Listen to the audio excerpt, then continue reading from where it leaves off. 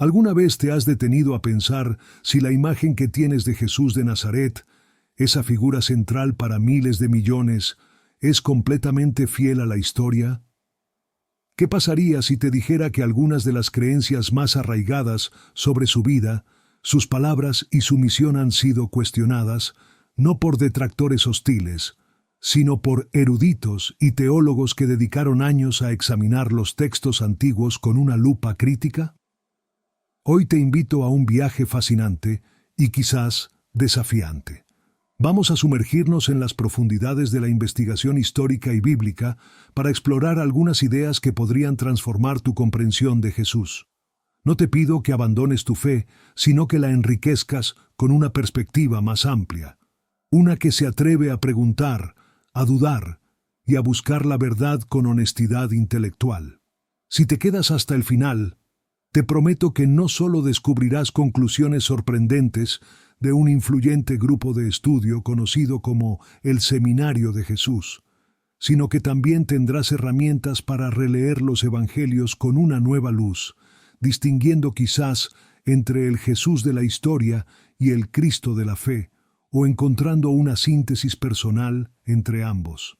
Prepárate, porque algunas de estas ideas podrían sacudir cimientos, pero también podrían abrir puertas a una comprensión más matizada y para algunos más auténtica del hombre que cambió el mundo.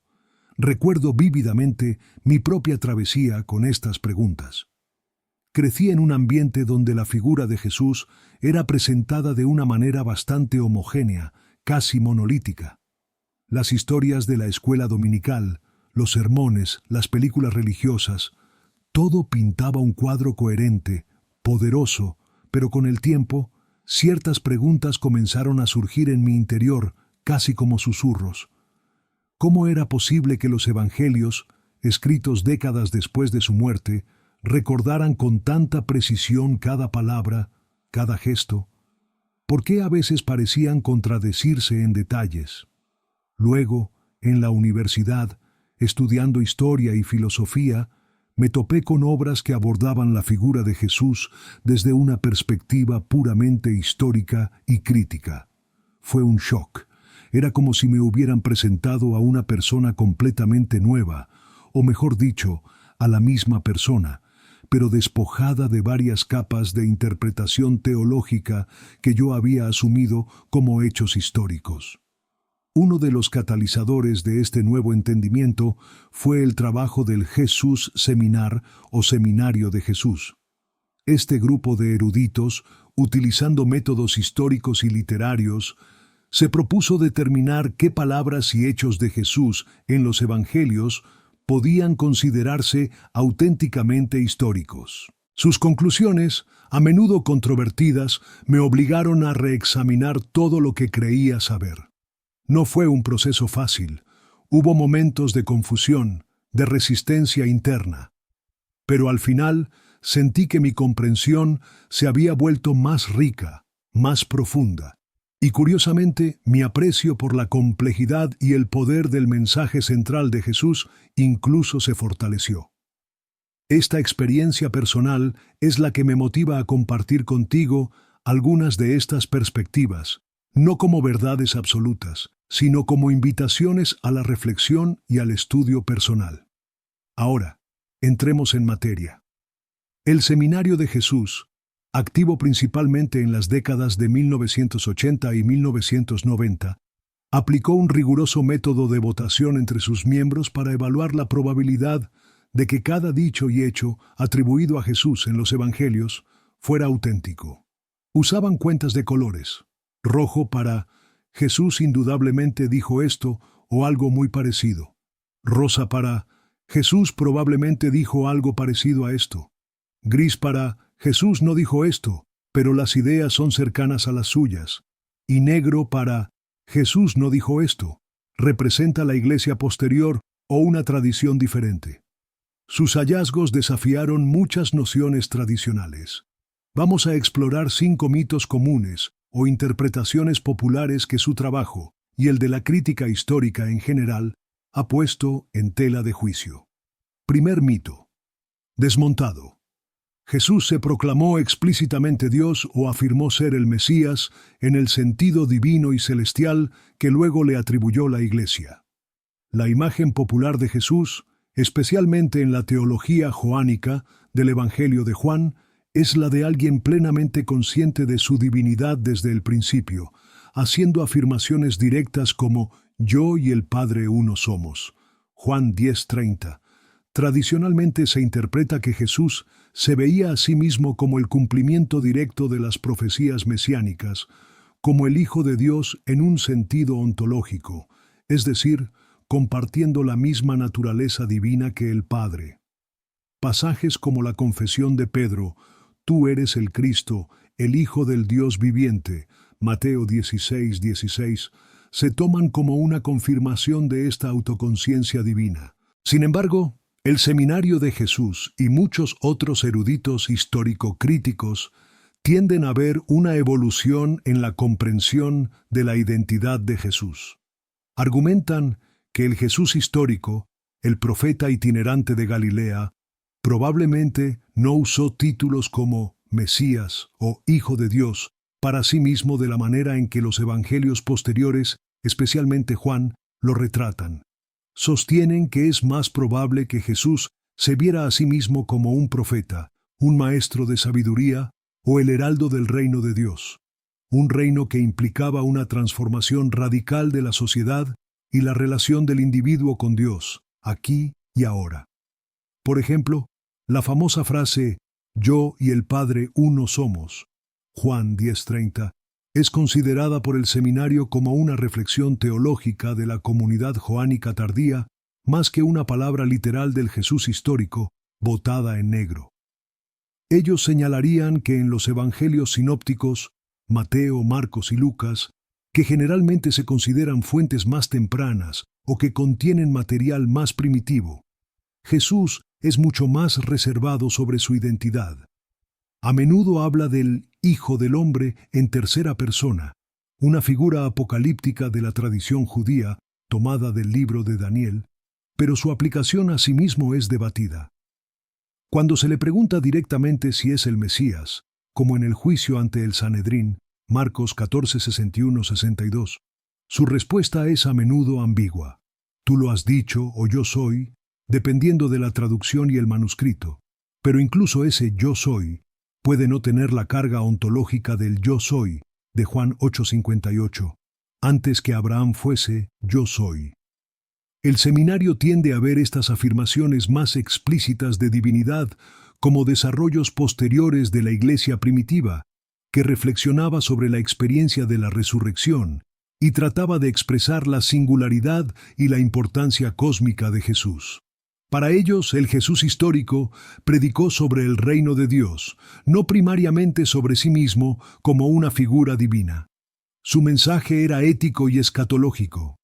Arrepentíos, porque el reino de los cielos se ha acercado. Mateo 4:17. Este enfoque no niega la profunda conexión de Jesús con Dios, sino que matiza cómo él mismo la habría entendido y expresado en su contexto judío del primer siglo, donde la idea de un hombre siendo Dios era ajena, si no blasfema, para el monoteísmo estricto. Piénsalo por un momento. Si Jesús caminó por Galilea proclamándose Dios de manera inequívoca, ¿cómo es que la reacción no fue aún más violenta desde el inicio?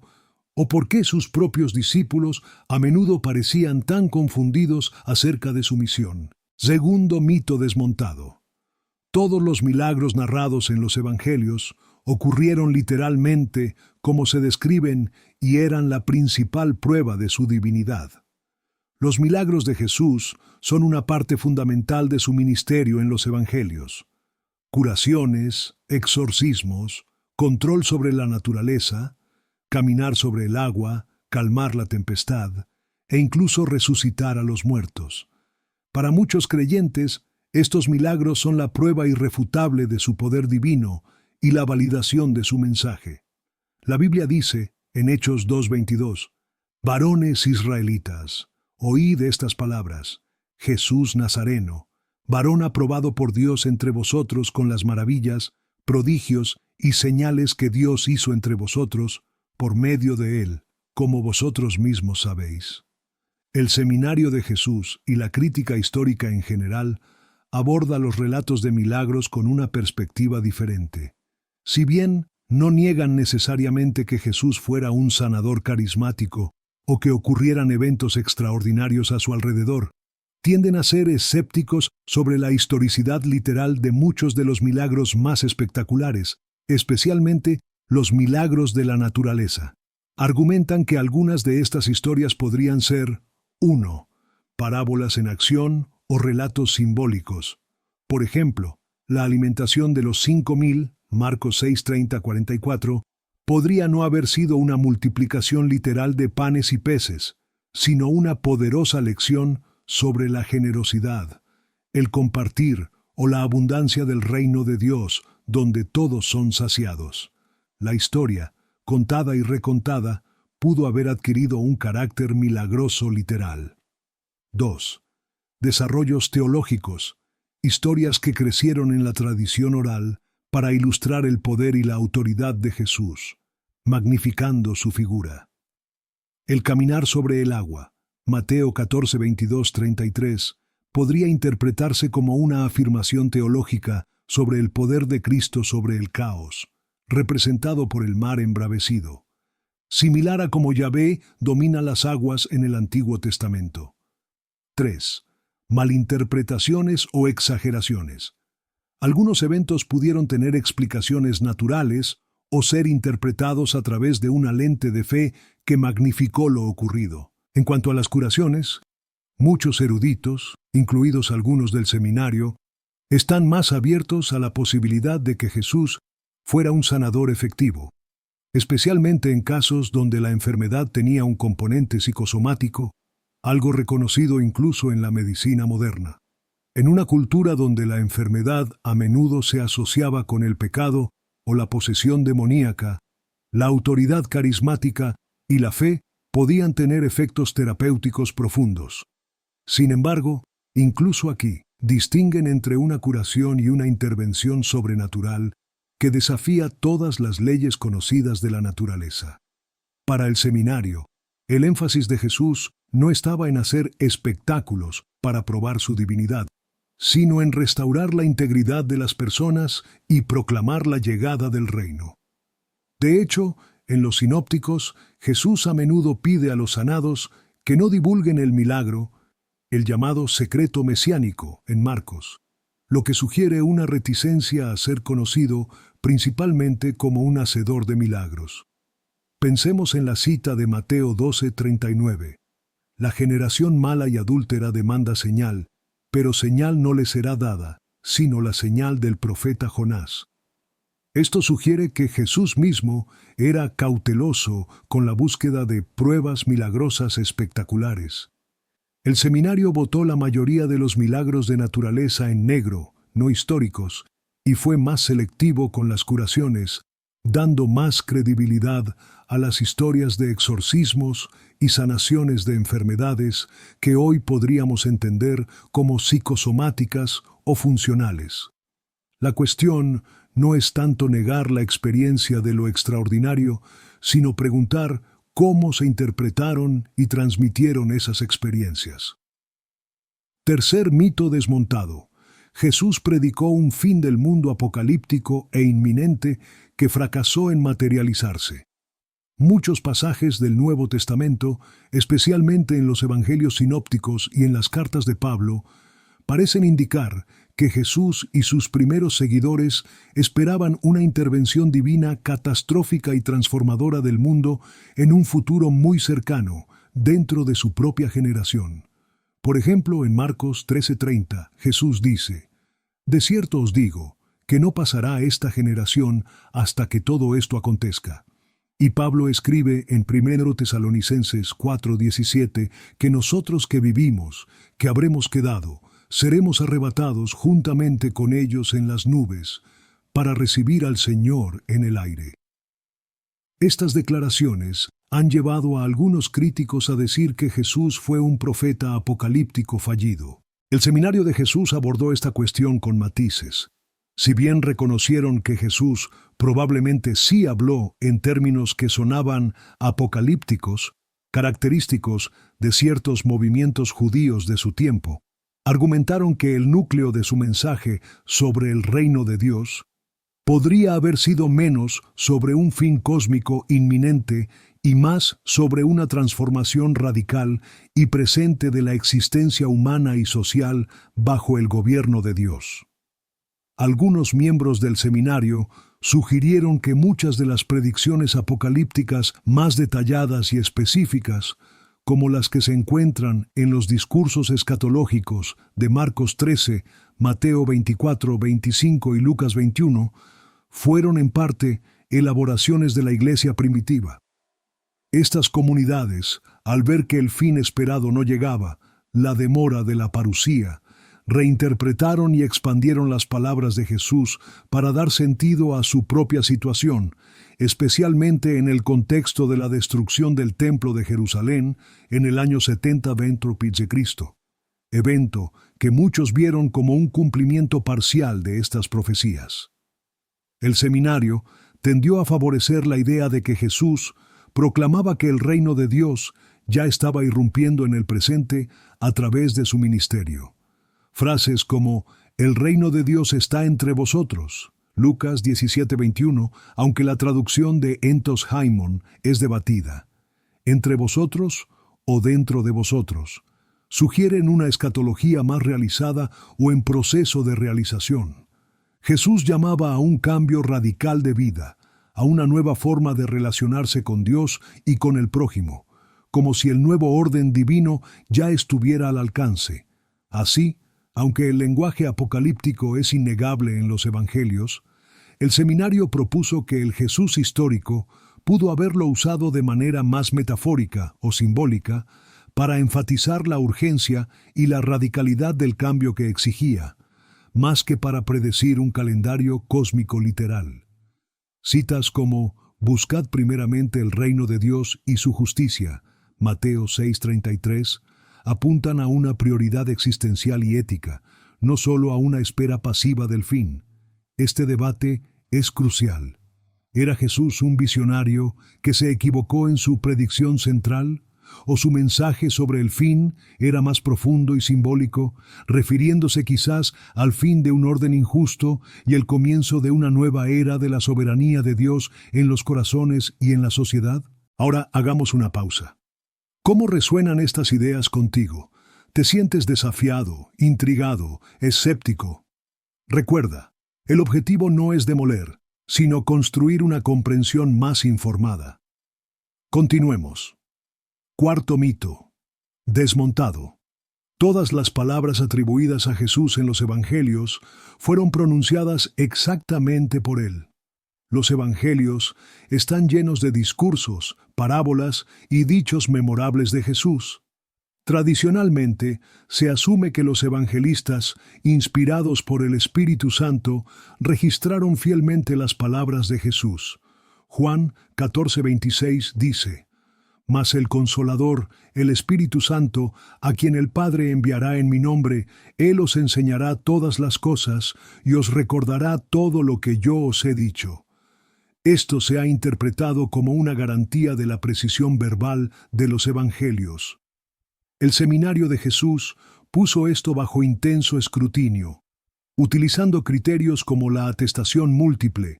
Si un dicho aparece en más de una fuente independiente, como Marcos, Q, Tomás, etc., la coherencia con otros dichos considerados auténticos y la disimilitud. Si un dicho no puede derivarse fácilmente del judaísmo contemporáneo ni de la iglesia primitiva, es más probable que sea de Jesús. Llegaron a la conclusión de que solo un pequeño porcentaje de los dichos atribuidos a Jesús en los evangelios canónicos probablemente se originaron directamente con él. Por ejemplo, de los aproximadamente 1.500 dichos examinados, solo alrededor del 18% fueron votados en rojo o rosa, auténticos o probablemente auténticos.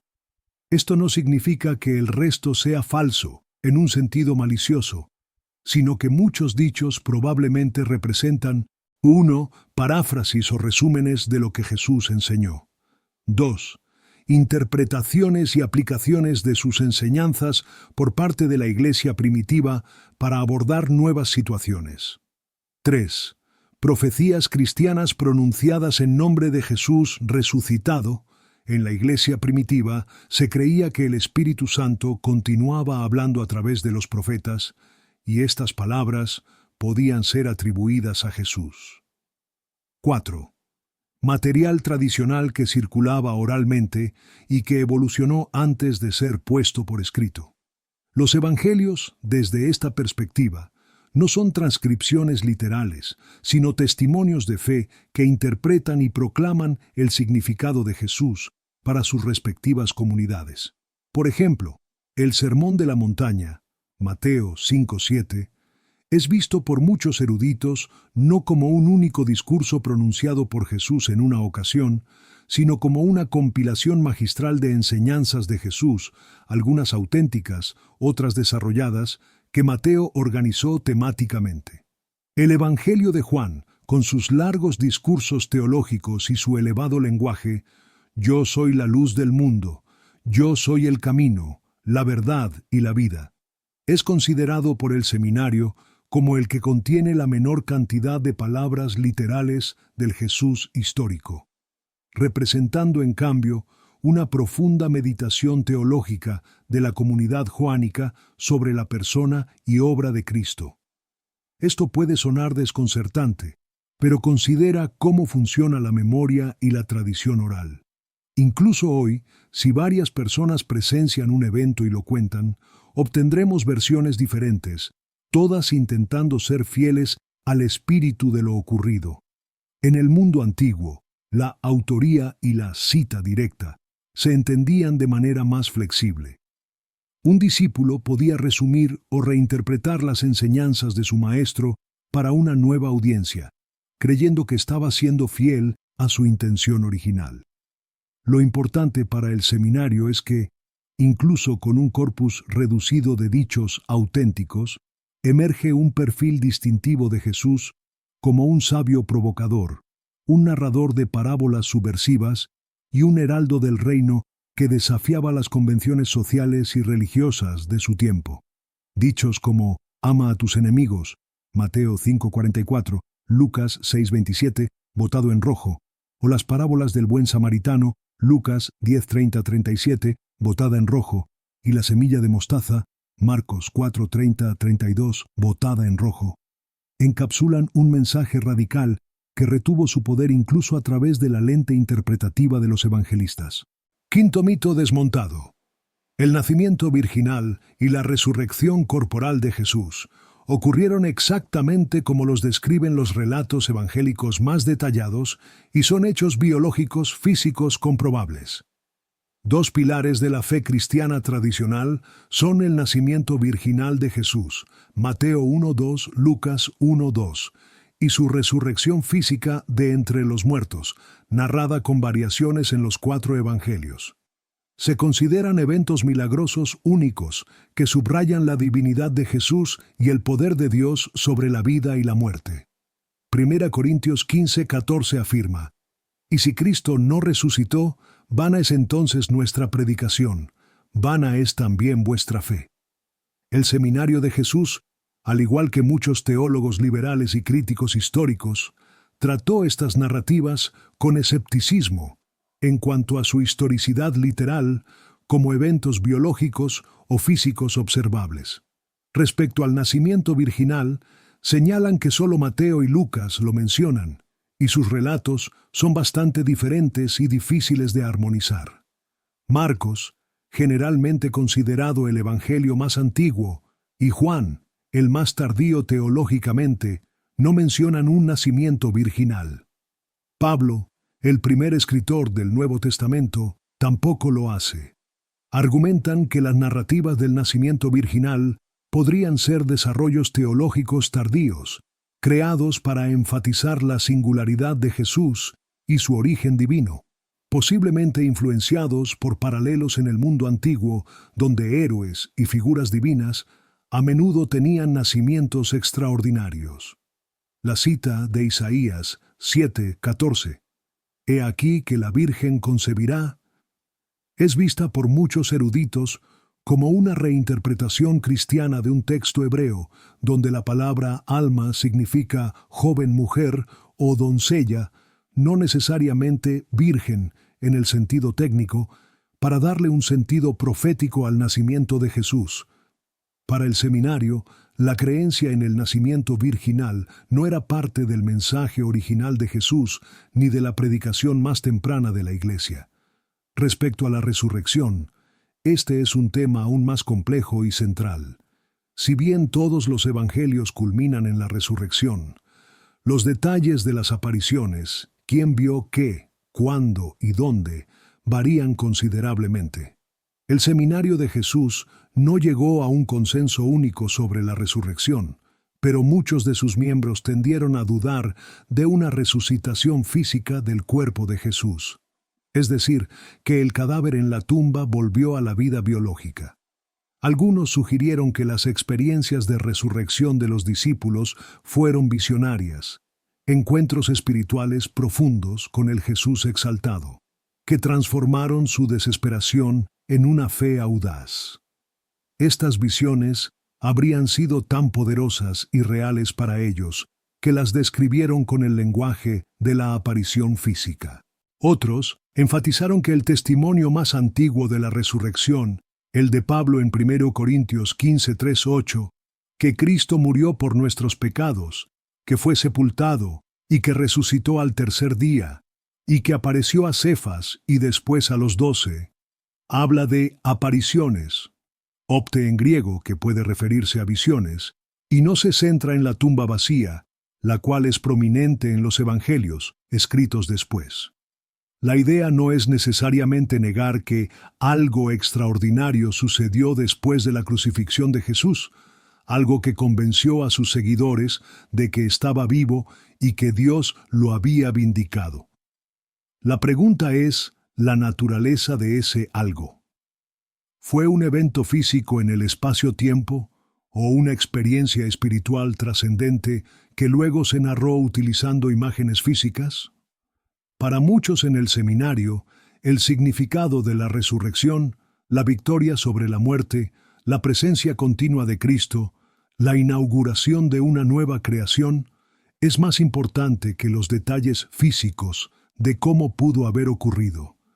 Es crucial entender que estas perspectivas del seminario no buscan necesariamente destruir la fe, aunque para algunos puedan tener ese efecto inicial.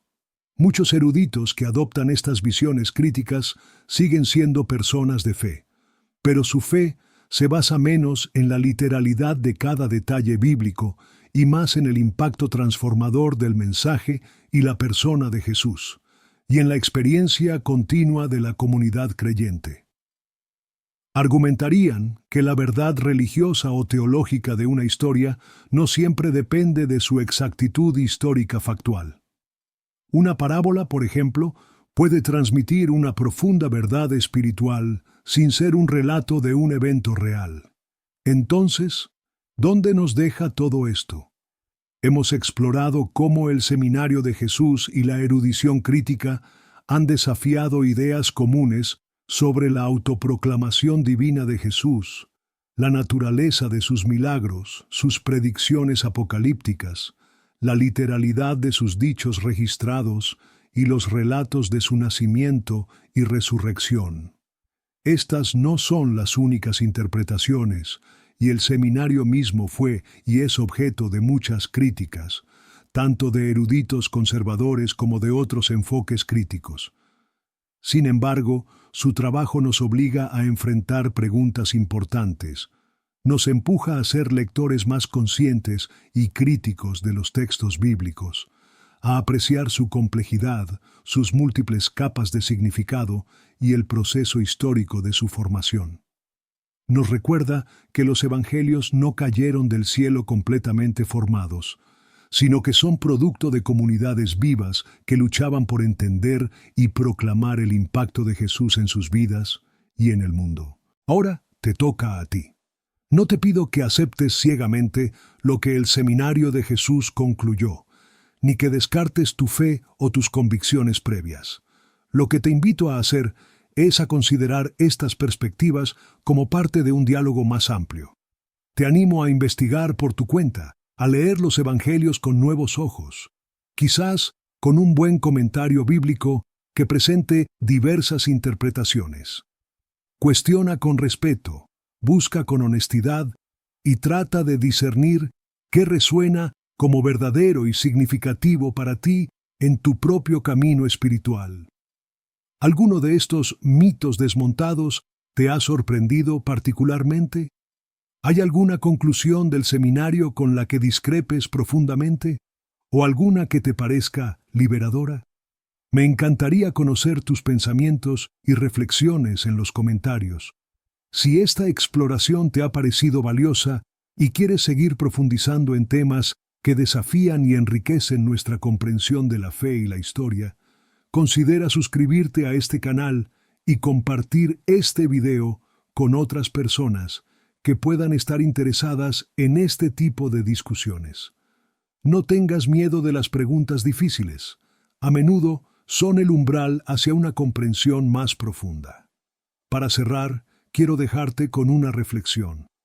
La figura de Jesús de Nazaret ha fascinado, inspirado y transformado a la humanidad durante 2 milenios, y lo sigue haciendo. Ya sea que lo veas principalmente como el Hijo de Dios encarnado, el Divino Salvador, o como un profeta radical, un maestro de sabiduría incomparable, o un revolucionario social judío, su impacto es innegable.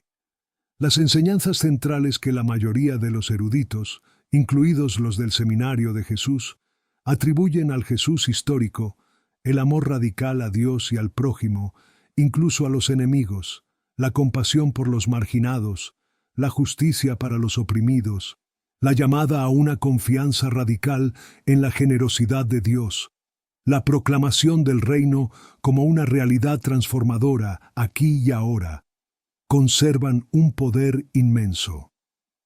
Quizás, al despojar algunas de las capas de leyenda o de interpretación teológica posterior que pueden haberse acumulado, no perdemos a Jesús, sino que nos encontramos con el desafío de su mensaje de una manera aún más directa y personal. Tal vez, como dijo Jesús en el Evangelio de Tomás, un texto no canónico pero valorado por algunos eruditos por contener dichos antiguos. Quien beba de mi boca se volverá como yo, y yo mismo me volveré esa persona, y las cosas ocultas le serán reveladas. La búsqueda de entender a Jesús en toda su complejidad histórica y su riqueza teológica es un viaje que continúa. Que esta exploración te haya servido no para debilitar tu fe, si la tienes, sino para invitarte a una fe más reflexiva, más madura, y quizás más auténticamente conectada con el hombre extraordinario que caminó por las tierras de Galilea y Judea, y cuyo eco resuena hasta nuestros días. Recuerda las palabras que a menudo se le atribuyen. La verdad os hará libres. Juan 8:32. Que esa búsqueda de la verdad, en todas sus facetas, sea una luz en tu camino.